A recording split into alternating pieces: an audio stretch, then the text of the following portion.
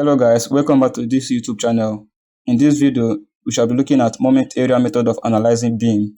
This moment area method is a graphical interpretation of equation of bent beam, and the method was announced by Mohr in the year 1870. It makes use of two theories. We have theorem 1 and theorem 2.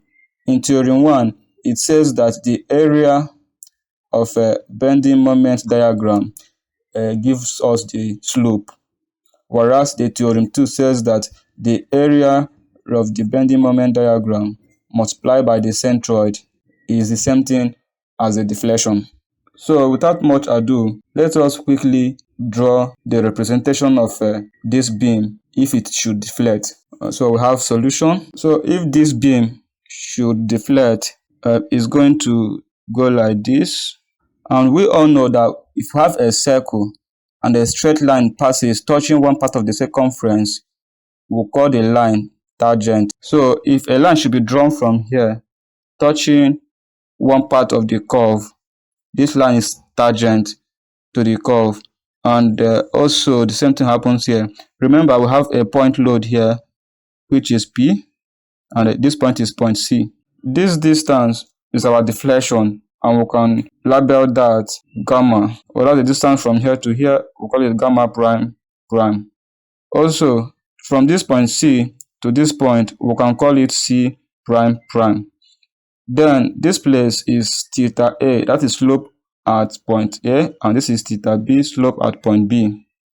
Therefore, if this place is B, we can call this place B prime, and the same thing A prime on this other side. The size of this particular angle here, which is theta A, will determine the distance from B to B prime. Because if this theta A is smaller, that means it should have gone like this, and the distance from here to here will be reduced. But if theta A is bigger, B prime would have been more far apart. So the value of theta A will actually determine the distance from B prime. Therefore, we can establish that the span which is from here to here, and that is L, multiplied by theta A, should be equal to B prime. Since the method talks about bending moment diagram, we can go ahead to draw the bending moment diagram of this particular beam. So the bending moment diagram will look this way. The maximum bending moment diagram will occur under the point load. So to assume this shape, so we have to connect. This forms two different triangles, where this one now, since the distance from here to here is A, the base of this particular triangle, you can call it A, and the other side you call it B. Or we can get the height of this particular bending moment diagram by using a unique formula which says PAB all over L divided by EI. The height of this particular bending moment diagram is something as the maximum bending moment divided by the flexural rigidity, which is EI. Therefore, had it been we are giving values here, maybe like 10 and A to be 2, P to be 3, what you do is to substitute that into this formula, and you have the height of this particular bending moment diagram. Also, don't forget to divide by the flexural rigidity to make it the height of the bending moment diagram. For us to get the value of this B prime, it means that we can take a moment at this particular B side using this bending moment diagram. In that, we are going to find the area of this particular triangle and multiply it with the centroid, which is 1 over 3A. Also, we find the area of this particular triangle and multiply by the centroid. This particular triangle is going to be multiplied by the centroid, then plus the distance from here to here, because we're taking moment at this particular point P. Now let's get started so that we will know more about what I have explained now. The area of this particular bending moment diagram, this is triangle, and the area of triangle is half base times height. So half multiplied by the base, which is A, and the height. The height, like I've explained, is PAB all over LEI. So you represent that here. And the centroid, if you have a triangle and you're taking your moment in the sense that you're moving towards this sharp end, the centroid will be 2 over 3 multiplied by L.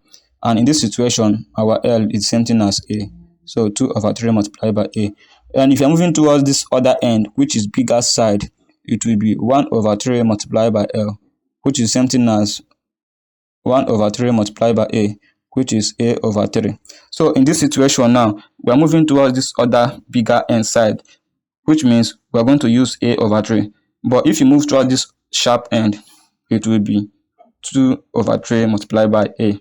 Therefore, this one is A over 3, then plus the distance which it will cover from here to here, which is B, because you're taking moment at point B now. So you can't stop at this point. You must take it down to this particular place.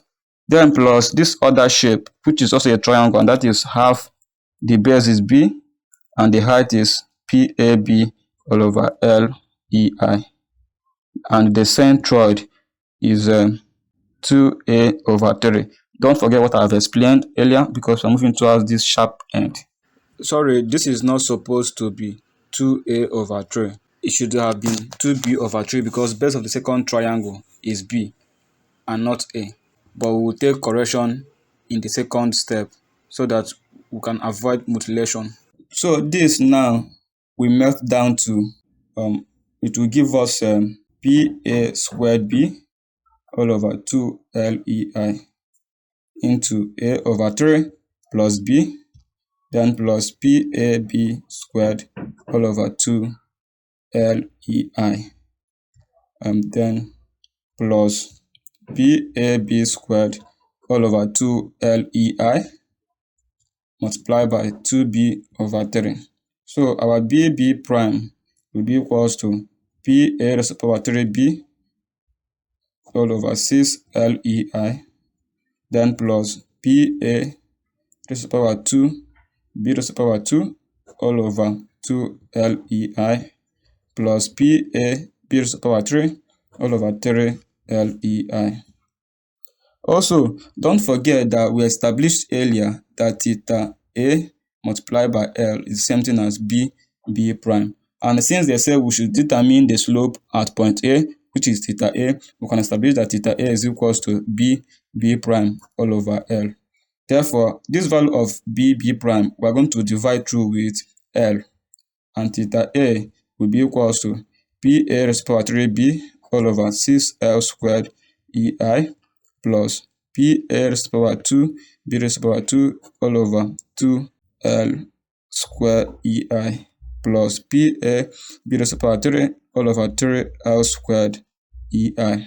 Assuming we are given the value of A to be 2 meter, the value of B to be 3 meter, and the value of P to be, let's say, 10 kilonewton. We can substitute this value of A, B, and P into this theta A expression, and we'll get exactly the value of theta A. Let's quickly do that. So we have that theta A is equal to, remember, is P A raised to the power 3B all over 6L squared EI plus P A squared B raised to the power 2 all over 2L squared EI plus PA B raised to the power 3 all over 3L squared EI. So theta A will be equal to P is 10 multiplied by A, which is 2 raised to the power 3 multiplied by 3 all over 6 multiplied by 5 square, because 2 plus 3 is same thing as 5, which is the span of the beam, then multiplied by EI plus 10 multiplied by value of A is 2 raised to the power 2 multiplied by 3 raised to the power 2 all over 2 multiplied by 5 squared multiplied by EI, then plus 10 multiplied by 2 multiplied by 3 raised to the power 3 all over 3 multiplied by 5 squared multiplied by EI. So theta A will melt down to 16 all over EI. Also, don't forget that we are asked to get the deflection under the point load. So the deflection under the point load is this gamma prime, the distance from here to this point. Don't forget, we establish that B prime, which is the distance from here to here, is same thing as theta AL. In the same idea, it means that the distance from here to here should be equal to theta A multiplied by the distance from here to here, which is A. So we can say that theta A multiplied by A should be equal to the distance from C to C prime prime, which is the same thing as gamma prime plus gamma prime prime. Already, we know what theta A is, and we are looking for gamma prime, which is equal to theta A multiplied by A minus gamma prime prime. So our gamma prime prime is equal to, when you take a moment at this particular point C using this bending moment diagram, it means that you are going to multiply the area of this bending moment diagram with the centroid towards this end, which is A over 3. So that will give us gamma prime prime. Therefore, we have the base is A, the height is PAB all over LEI. Then the centroid is A all over 3, which will melt down to B A raised to the power 3 B all over 6 LEI. Already, we have known the value of A to be equals to 2, B to be equals to 3, and P to be. So this will give us 10 multiplied by 2 raised to the power 3 multiplied by 3 all over 6 multiplied by 5 multiplied by EI, which is equal to 8 all over EI. Don't forget that gamma prime, which is the deflection, is equal to theta A, like we have established, is the same thing as 16 all over EI. So we have 16 all over EI, then multiplied by 2. That is the value of A minus the value of gamma prime prime, which is 8 all over EI.